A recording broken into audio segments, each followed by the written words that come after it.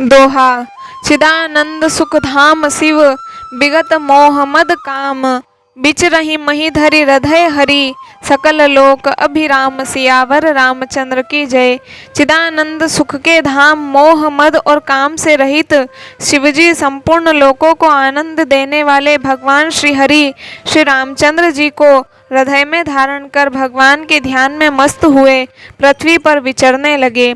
कतहु मुनिन उपदेश ही ज्ञाना, कतहु राम गुण करहि बखाना। यद्यपि अकाम तदपि भगवाना, भगत बिरह दुख दुखित सुजाना। वे कहीं मुनियों को ज्ञान का उपदेश करते और कहीं श्री रामचंद्र जी के गुणों का वर्णन करते थे। यद्यपि सुजान शिवजी निष्काम हैं, तो भी वे भगवान अपने भक्त सती के वियोग के दुख से दुखी हैं। एहि विधि गयों कालु बहु बीती, नित ने होई राम पद प्रीति। नेमु प्रेम शंकर कर देखा, अविचल हृदय भगति के रेखा। इस प्रकार बहुत समय बीत गया। श्री रामचंद्र जी के चरणों में नित नई प्रीति हो रही है। शिवजी के कठोर नियम, अनन्य प्रेम और उनके हृदय में भक्ति की अटल टेक को जब श्री रामचंद्र जी ने देखा, प्रगटे राम कृतज्ञ कृपाला, रूपशील निधि तेज विशाला। बहु प्रखार शंकर ही सराहा, तुम बिनु अस व्रत को निर्बाहा। तब कृतज्ञ उपकार मानने वाले कृपालु रूप और शील के भंडार महान तेज पुंज भगवान श्री रामचंद्र जी प्रकट हुए। उन्होंने बहुत तरह से शिवजी की सराहना की और कहा कि आपके बिना ऐसा कठिन व्रत कौन निभा सकता है। बहुविधि राम शिवहि समुझावा, पार्वती कर जन्मो सुनावा।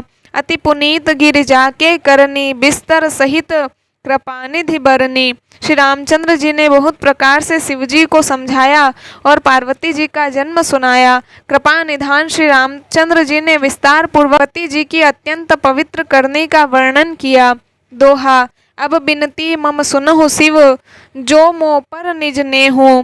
जाई विवाहु सेल जहीं, यह मोहि मांगे देहु। सियावर रामचंद्र की जय।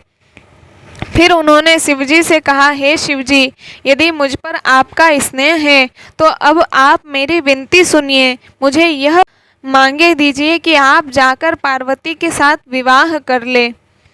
कह शिव यद्यपि उचित अस नाही, नाथ बचन पुनि मेटि न जाहि। सिर धरि आय सुख करिय तुम्हारा, परम धर्मो यह नाथ हमारा। शिवजी ने कहा, यद्यपि ऐसा उचित नहीं है, परंतु स्वामी की बात भी मेटी नहीं जा सकती।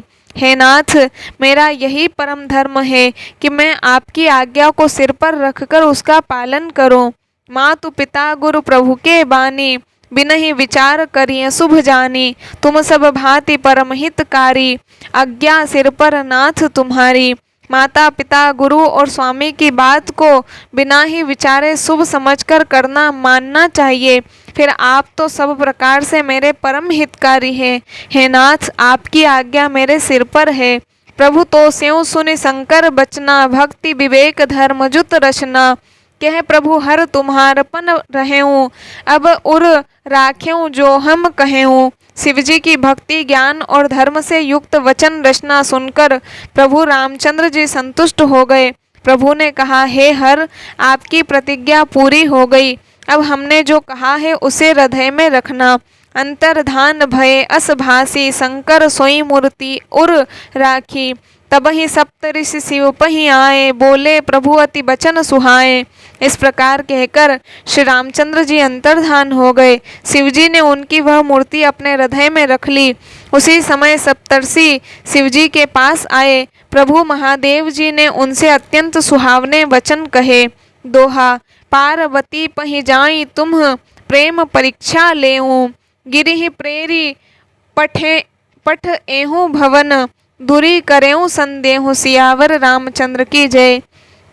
आप लोग पार्वती के पास जाकर उनके प्रेम की परीक्षा लीजिए और हिमाचल को कहकर उन्हें पार्वती को लिवा लाने के लिए भेजिए तथा पार्वती को घर भिजवाइए और उनके संदेह को दूर कीजिए। ऋषि न गोरी देखी तह कैसी, मूर्ति मंद तपस्या जैसी। बोले मुनि सुन सेल कुमारी, करहु कवन कारण तप भारी।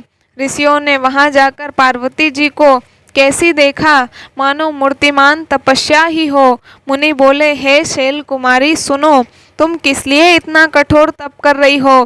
कहीं अवराध हूँ का तुम चाहो, हम सन सत्य मरमु किन किन कहूँ। कहत बचन मनु अतिशक चाही, हंसी हूँ सुनी हमारी जड़ ताई। तुम किसकी आराधना करती हो और क्या चाहती हो? हमसे अपना सच्चा भेद क्यों नहीं कहती? पार्वती ने कहा, बात कहते मन बहुत सकुचाता है। आप लोग मेरी मूर्खता सुनकर हंसेंगे।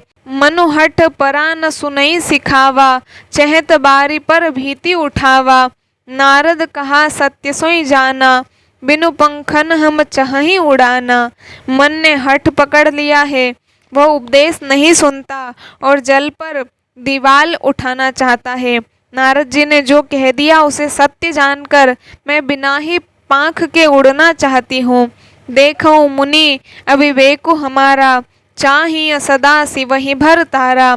हे मुनियों, आप मेरा अज्ञान तो देखिए कि मैं सदा शिवजी को ही पति बनाना चाहती हूँ। दोहा। सुनत वचन बिहसे ऋषय, गिर संभव तब देह। नारद कर उपदेश सुनी, कहूँ बस्यों की सुगेह। सियावर रामचंद्र की जय। पार्वती जी की बात सुनते ही ऋषि लोग हंस पड़े और बोले, तुम्हारा शरीर पर्वत से ही तो उत्पन्न हुआ है। भला कहो तो नारद का उपदेश सुनकर आज तक किसका घर बसा है? दक्ष सुतन उपदेशेन ही जाई, तिन फिर भवनु न देखा आई। चित्रकेतु कर घरु उन घाला, कनक कसीपु कर पुनि अस हाला। उन्होंने जाकर दक्ष के पुत्रों को उपदेश दिया था, जिससे उन्होंने फिर लौटकर घर का मुंह भी नहीं देखा। चित्रकेतु के घर को नारद ने ही चौपट किया। फिर यही हाल हिरण्यकशिपु का हुआ। नारद सिखजे सुनहि नर नारी, अवसि होई तजि भवनु भिकारी। मन कपटी तन सज्जन चिन्हा, आप सरिस सब ही चह किन्हा। जो स्त्री पुरुष नारद जी की सीख सुनते हैं वे घर बार छोड़कर अवश्य ही भिकारी हो जाते हैं। उनका मन तो कपटी है, शरीर पर सज्जनों के चिन्ह हैं। वे सभी को अपने समान बनाना चाहते हैं। तेहि के वचन माने विश्वासा, तुम चाहौ पति सहज उदासा। निर्गुण नीलज कुबेश कपाली, अकुल अगेह दिगंबर ब्याली। उनके वचनों पर विश्वास मानकर तुम ऐसा पति चाहती हो जो स्वभाव से ही उदासीन, गुणहीन, निर्लज्ज, बुरे वेश वाला, नर कपालों की माला पहनने वाला, कुलहीन, बिना घर बार का, नंगा और शरीर पर सांपों को लपेट रखने वाला है। कहूँ कवन सुख अस बर पाए, भल भूली हूँ ठग के बोराए। पंच कहे शिव सती विवाही, पुनि अवडेरी मरा इन्हीं ताही। ऐसे वर के मिलने से कहो तुम्हें क्या सुख होगा। तुम उस ठग नारद के बहकावे में आकर खूब भूली। पहले पंचों के कहने से शिव ने सती से विवाह किया था, परंतु फिर उसे त्याग कर मरवा डाला। दोहा। अब सुख सोवत सोच नहीं, भीख मागी भव खाही। सहज एका किन्ह के भवन, कबहू की नारी खटाही। सियावर रामचंद्र की जय। अब शिव को कोई चिंता नहीं रही, भीख मांग कर खा लेते हैं और सुख से सोते हैं। ऐसे स्वभाव से ही अकेले रहने वालों के घर भी भला क्या कभी स्त्रियां टिक सकती है।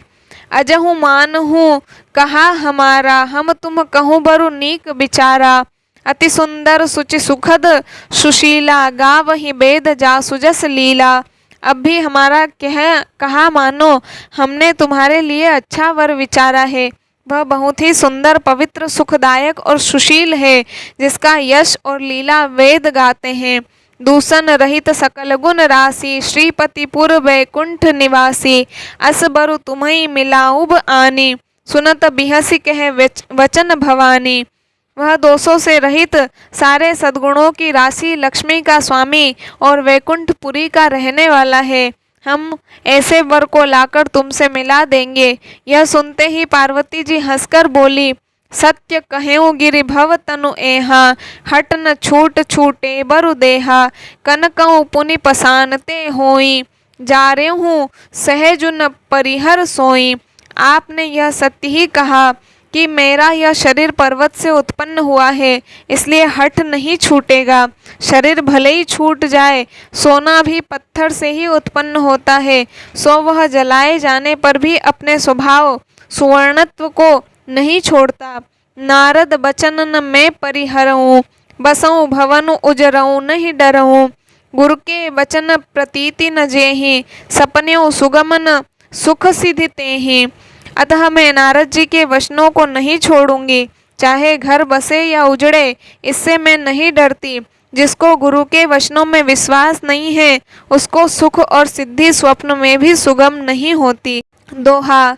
महादेव अवगुण भवन, विष्णु सकल गुण धाम। जेहि कर मनुरम जाहि सन, तेहि सन काम सियावर रामचंद्र की जय। माना कि महादेव जी अवगुणों के भवन हैं और विष्णु समस्त सद्गुणों के धाम हैं, पर जिसका मन जिसमें रम गया उसको तो उसी से काम है। जो तुम मिलत्यों प्रथम मुनीसा, सुनत्यों सीख तुम्हारी धरि सीसा। अब मैं जन्म शंभु हितहारा, को गुण दूषण करे विचारा। हे मुनीश्वरों, यदि आप पहले मिलते तो मैं आपका उपदेश सिर माथे रखकर सुनती, परंतु अब तो मैं अपना जन्म शिवजी के लिए हार चुकी, फिर गुण दोषों का विचार कौन करे। जो तुमरे हट हृदय विशेषी, रही न जाई बिनु किए बरेसी। तो कौतुकी अन्ह आलसु नाही, बर कन्या अनेक जग माही। यदि आपके हृदय में बहुत ही हठ है और विवाह की बातचीत बरेखी किए बिना आपसे रहा ही नहीं जाता, तो संसार में वर कन्या बहुत है। खिलवाड़ करने वालों को आलस्य तो होता नहीं, और कहीं जाकर कीजिए। जन्म कोटि लगी रगर हमारी, बरऊँ शंभु नत रहूँ कुआरी। तजऊ न नारद कर उपदेसु, आप कहीं सत बार महेशु। मेरा तो करोड़ जन्मों तक यही हट रहेगा कि या तो शिवजी को वरूंगी, नहीं तो कुमारी ही रहूंगी। स्वयं शिवजी 100 बार कहे तो भी नारद जी के उपदेश को न छोड़ूंगी। मैं पा परों कहीं जगदम्बा, तुम ग्रह गवनऊ भयों विलंबा। देखि प्रेम बोले मुनि ज्ञानी, जय जय जगदम्बिके भवानी। जगत जननी पार्वती जी ने फिर कहा कि मैं आपके पैरों पड़ती हूँ, आप अपने घर जाइए, बहुत देर हो गई। शिवजी में पार्वती जी का ऐसा प्रेम देखकर ज्ञानी मुनि बोले, हे जगत जननी, हे भवानी, आपकी जय हो, जय हो। दोहा। तुम माया भगवान शिव, सकल जगत पितु मातु। नाई चरण सिरु मुनि चले, पुनि पुनि हर्षत गातु। सियावर रामचंद्र की जय। आप माया है और शिवजी भगवान हैं, आप दोनों समस्त जगत के माता पिता हैं। यह कहकर मुनि पार्वती जी के चरणों में सिर नवाकर चल दिए। उनके शरीर बार बार पुलकित हो रहे थे।